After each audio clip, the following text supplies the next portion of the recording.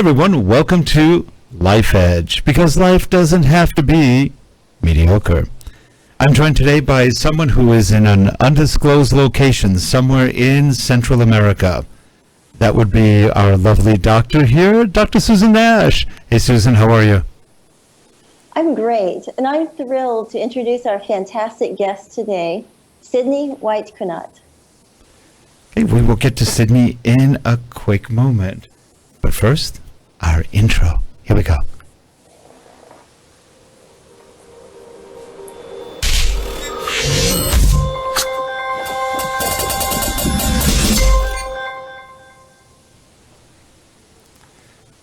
And we are back. Hello. Hi, Sydney. Well, I'm very glad that you're here. And for our audience today, I'd just like to say a little bit about Sydney. I first met Sydney Weitkunat about 3 years ago in Houston at an AAPG Geosciences Technology Workshop. I was very impressed by the fact that Sydney was eager to participate and to attend and really show leadership in terms of working on her thesis and making connections. Now, Sydney has graduated and she's doing a lot to help young professionals and professionals advance the science, but the timing is kind of bad because in case you're not familiar with what's going on in the oil industry, we're in like year two of a price collapse. So I thought we'd talk to Sydney today about what she sees as what young professionals need today and how to promote women in geosciences. So Sydney, first, could you tell us about your thesis? Yeah, it was a facies, basically a facies and log analysis of the Tuscaloosa marine shale. And when we started, there was a lot more interest in the results, but now with the things being slowed down in the industry, it's kind of,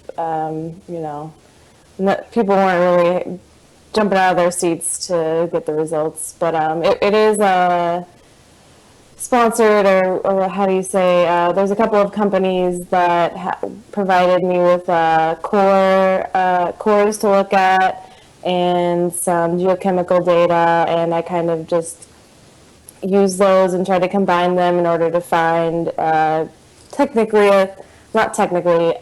sweet spot within the Tuscaloosa marine shale.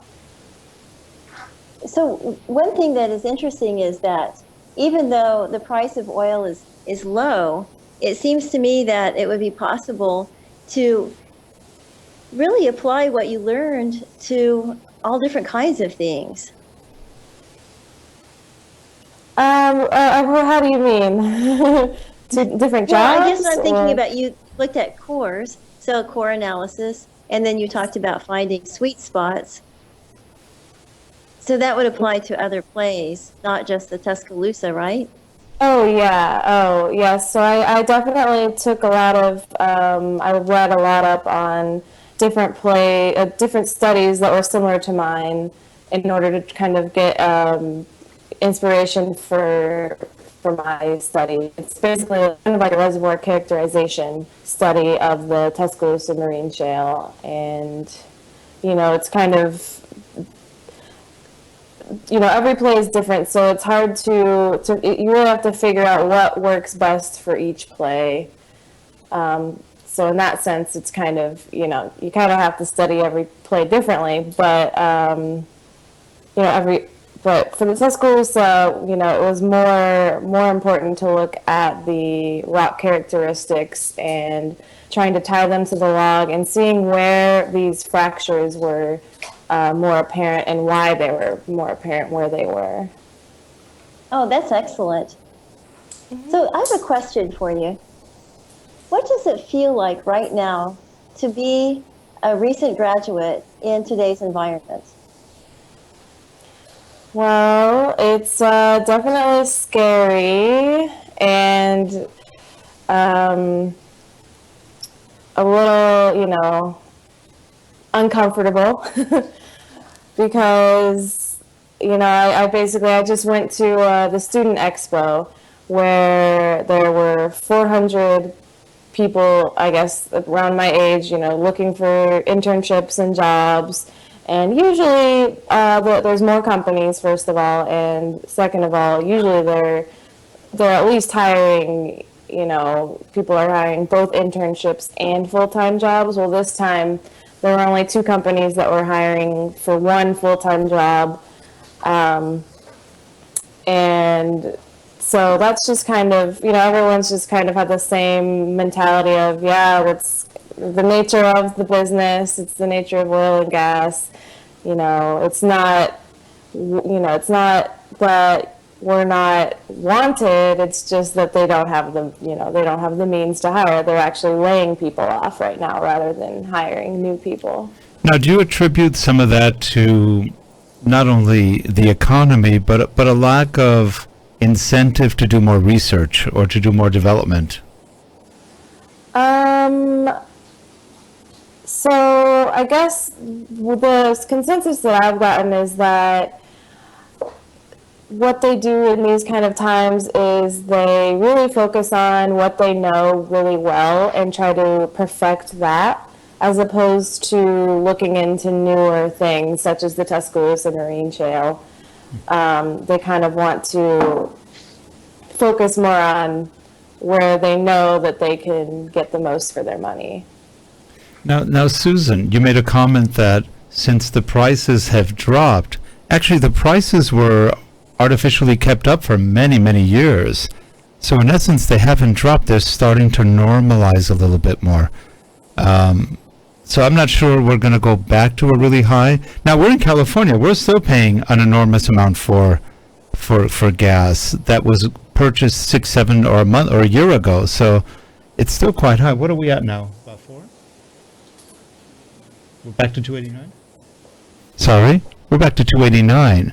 So we're actually low. Not long ago, we were back to 4, maybe 2 months ago. So it's gone down over here. But our gas in California, which is super taxed, should be more in the probably $2 range. So we're still high for what we are. But it's interesting because pricing is one thing, but it's not reality, because pricing for things that were bought a long time ago is never really lowered unless they absolutely have to. So I think we're seeing... Oh, I have so many things to say to you about this. Okay. say away. Well, okay, first of all, you mentioned that you thought the price was artificially high.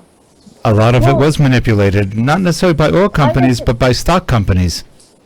The price of gasoline at the pump, yes. Yes. And the price of oil, possibly, because we think it was like a perfect storm of causing the price to go high. First of all, we had all the violence in the Middle East and supply disruptions. Arab Spring happened. And then also there were other kinds of demands that went with, like China and India expanding and lots of infrastructure development. So China had lots and lots of demand. So they were buying everything. So you have now a demand downturn, and then you have a supply kind of glut. And then also, and you're right, a lot of this was artificial because Saudi and some of the big producers decided to not necessarily flood the market, so they would help keep it up. But and then you had companies like Morgan Stanley, which kept millions and millions of gallons offshore just to keep the prices up. So this is the kind of manipulation that was going on. But it's interesting because I read, now tell me, you can confirm this, that really our Middle Eastern resources are only 15% of our consumption. The rest we either produce or get from other places. So how much of that is true? Well, I think depends on where you are in the U.S., but that's very true. We do have a few problems. One is we don't have refining capacity because of environmental restrictions. It's really hard to get permitting for new refineries. So the refineries that we have are good for sour oil and not necessarily for the kind that's being produced from shale. But here's another thing that contributed to this perfect storm that Sydney's living in right now because of, can you imagine 400 people showing up for one possible job? Yeah. Companies got into huge debt. And I was reading something about like the oil company death list about a month ago, and I was reading some of the statistics. And it's about like having, okay, I bring back SpaceX, but it's like about having everything that SpaceX is doing on a launch pad blowing up all at once. This is what some of the companies are looking like $1 billion of debt with $50 million of assets. Right. Now that's not a sustainable model. So we're having lots and lots of problems with that too. But Sydney, what are some of the things that you're doing to stay in the game?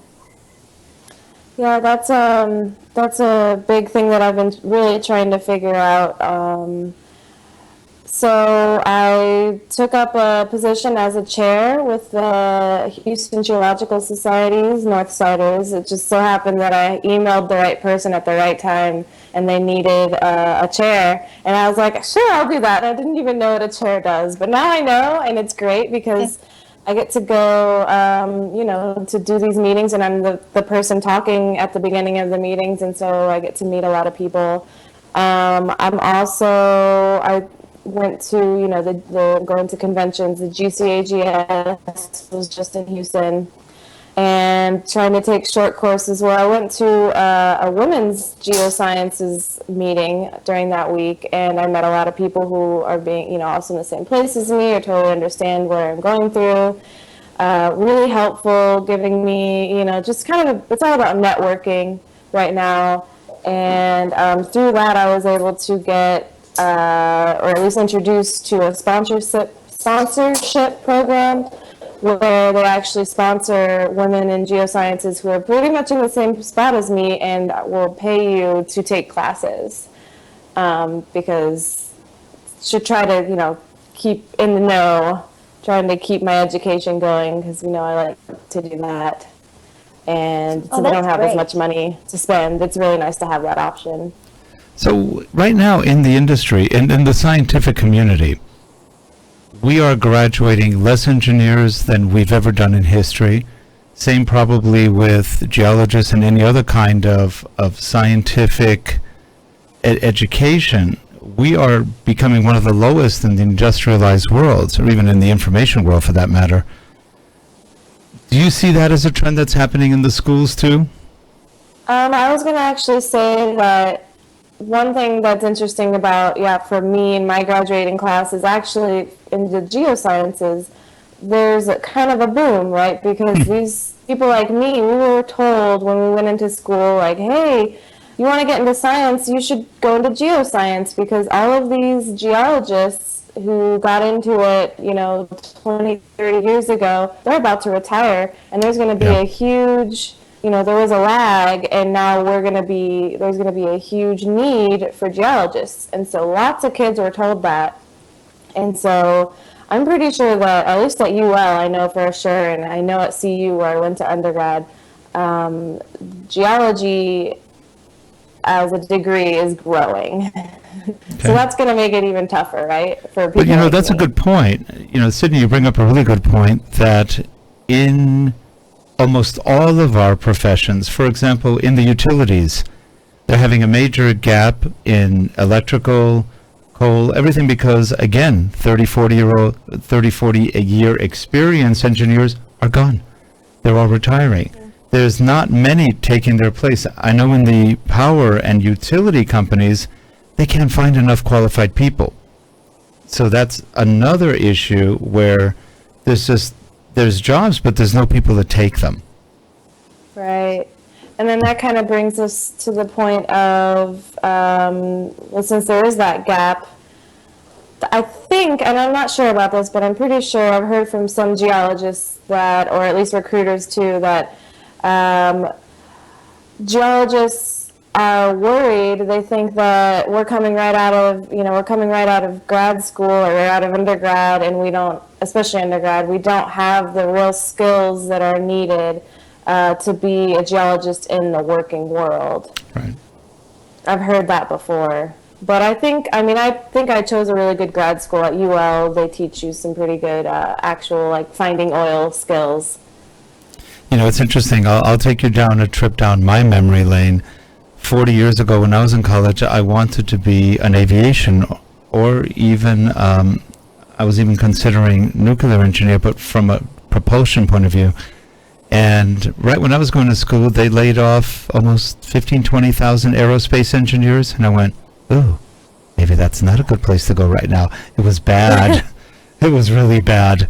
So I wound up in chemical engineering and then eventually switched to business and computers. But because we were seeing layoffs everywhere, that's in the early 70s. So a long time ago. I think science just gets it all the time at different moments. Yeah. The thing that and I've even considered.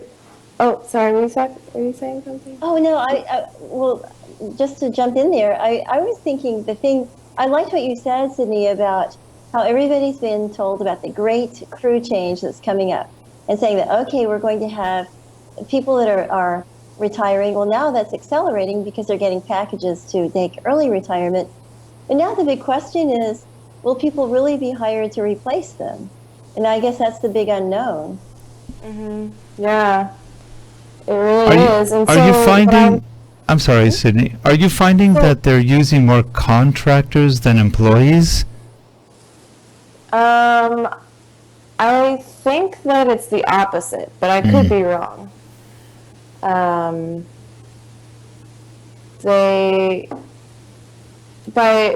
pretty sure that contractors, I don't know. I actually have no idea. I don't want to say that and be wrong, so.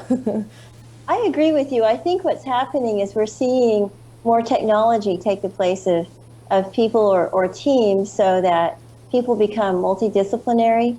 So you see a lot of engineers crossing over and doing some of the things that geologists would do. So to me, the thing to do is to become kind of a multidisciplinary person. Yes, and that actually brings me to another point that I was going to make, and it's kind of in the back of my mind, going back to school for an engineering degree. But that's kind of really kind of a last resort kind of option. I don't know. I'm kind of ready to start making money, but like you said, I would not mind being that person who has a geology and engineering background, just so I could market myself more. That's smart. And another thing I've noticed people doing at the expo is companies are not hiring for internships unless you are going to be in school after the summer is over, that you have your internship. So someone graduating next May will not be offered an internship because they're done with their degree. They don't have anything to fall back on after the summer is over. And so that puts a lot of us in a weird spot where, okay, well, I'm done with my classes. I just have to finish my thesis. Okay, well, I'm just going to keep working on my thesis for a whole year or 2 years just so I can get that internship. Now, Sydney, would you, knowing what you know now, would you have still gone into geology? Well, that's really hard to say. I think so, yes. I think I might have gone more of an environmental route, maybe. Okay. I don't know. I think this could turn out to be a really good thing. You know, I'm really, it's been good for me in other ways. It's getting that patience. I remember when I first got into the workforce as an IT professional, there was a catch-22. There were a lot of jobs, but you needed experience. But when you're young, you didn't have the experience, so you couldn't get the job. And it was such a pain. I remember sending out about 125 resumes and finally got hired. And it was like, oh my gosh, I finally got hired. Now what do I do? But seriously, it was one of those, there's always that catch-22. Or like you said, they want an intern, but they want one in school so they don't have to necessarily either promote or pay them more afterwards. So it's just kind of an interesting thing. Well, I think no matter what generation, it kind of sucks to be at this point, and then eventually it gets better. Well, I mean, I can share some of mine. I have lots of bites and scars bite marks and scars from my experiences starting out in geology. And I don't know if this is helpful, Sydney. It probably won't be.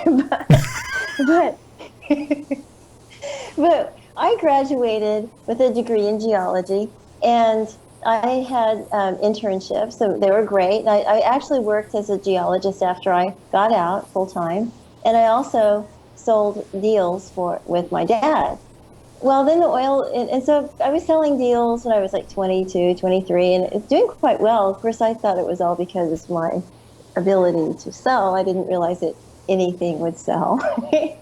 So it all went to my head. And then, so I reinvested everything that I earned in oil and gas leases. And then when the downturn hit, I couldn't sell them. They all expired. So I ended up losing everything. And I was, a little bit depressed about that. So I was still working part-time, but I thought, well, I have nothing to lose, no big opportunity. So I went back to school and started working on a degree, a master's in economics. And then things continued to be bad. So I switched over and got a degree in literature, and then got a PhD in English. But in the meantime, I was working as an international analyst, et cetera. So, and I kept my hand in by working in small fields in oil and gas, and using what I learned to help optimize operations. And so I kept getting experience, but it took me down a weird path, but it's been really fun and great. And so, yeah, there were some moments that were a little bit low, but it gave me a lot of freedom. And so now you're at a unique point where you have freedom to do things that you wouldn't if you were trapped in a high-paying job. Right. Yeah, and it's taken me a while to really enjoy that. But now I am, definitely. What's interesting is that you can study what you want, and you can find your own path so that you're unique. And also, I thought, well, okay, I guess it was better to lose everything when I was like 25 than like 30 years later. So it may be conservative, and also maybe like willing to try things. And I'm glad. It would be sort of sad not to be glad. I mean, but this is not really sour grapes. I mean, my life has truly been better because of it. And I've made more money in the end. So what Susan is saying is, you ain't hit the bottom yet. That's probably true too, yeah. And Susan's done very well regardless of it all. But it's true. It's true. When you first get out of school, there is that little bit of shock of getting into those jobs, and a lot of times it's flowing with it. And no pun intended with the petroleum and gas industry, but it's just flowing. It's looking at the opportunities, and they may show up when you don't expect them, as they often do. Right. That's exactly right. And you're doing fun. one thing good by chairing things, like you said, and staying in the associations. Those are where the connections are made. Just keeping my face out there, and just having that makes my a big face difference. Yeah. Well, we had a guest a few times ago, and he was talking about the importance of giving, and that sort of generates positive things. And having the giving person, that's exactly what you're doing, Sydney. And I'd like to just really acknowledge that. You're giving, you are making opportunities for people to be able to network, they're able to increase their skills, they're able to think about what's really needed out there. And so you're giving, and that will always pay out and pay off really well. Yeah. Eventually, I'm sure. I know at the right time it'll happen. So. But I think at AAPG really appreciate it, and I have a personal question too. Okay, what can AAPG do to be more meaningful for young professionals and students? I think that, I know you guys put on courses. That's kind of the main thing or, even having the AAPG chapters in each city, making them be more involved and trying to have more events. Like, for example, I just went to a women's geosciences meetup where we painted, did the paint and wine night, where we painted a picture based off of, they had a photo contest to see who had the best geology picture. And it ended up being this picture of the Grand Tetons, and so we all painted that together. That was just a fun, networking opportunity. It didn't even really necessarily have to do with geology, but so I guess just kind of trying to increase increase awareness, and just keeping those classes accessible, like providing scholarships if possible. I know it's a downturn for everyone, but this is kind of the time that I think people are going to need help with paying for those and taking those courses. Well, it's a downturn, but on the other hand, it is an opportunity for the companies to invest, because that is, without a good labor force and without good technical people, they're dead. So they might as well invest when the times are down, and they'll be ready. Right. Well, yeah, I went to a talk the other month ago or so, and this guy was talking about how economic downturns are not times for innovation; it's time for perfecting. Right? Mm-hmm. I kind of said that earlier, but when things are good, that's when things are more innovative. But when things are bad, we kind of focus more on what we can perfect. What's the old saying? I guess that includes people. And the old saying, necessity is the mother of invention? Yeah. Oh, right. So. Susan? Well, one thing I was thinking about doing, and I've kind of proposed this, the idea of mini competencies, and I was going to do have some advertising where we had like people with different kinds of tattoos.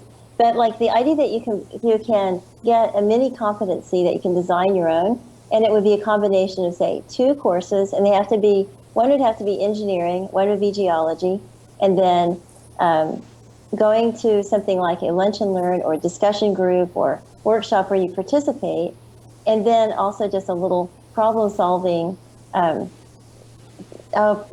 capstone or little problem-solving paper, or you give that at a presentation, and then after you do those 4, then you can have like a mini competency in something that's unique that you have an interest in. So it's not just cookie cutter. I don't know how that will fly, but it's something one could get in like 2 months, and then AAPG could keep the records. That sounds great. I would definitely be interested in that. So you said it would take about like 2 months, you said? Yeah, you could take 2 courses, one with like AAPG and one with the SPE, and whatever, and then also participate in like a geosciences technology workshop, and then make a presentation, which could be even virtual because we have some virtual student presentations now, and then that would be solving a problem or applying the knowledge, and then after you do that, then you check the box and we issue a little certificate and saying that you have a mini competency in that area. Okay. Yeah, and that's kind of trying to assess the problem of engineers versus geologists kind of deals. That Exactly.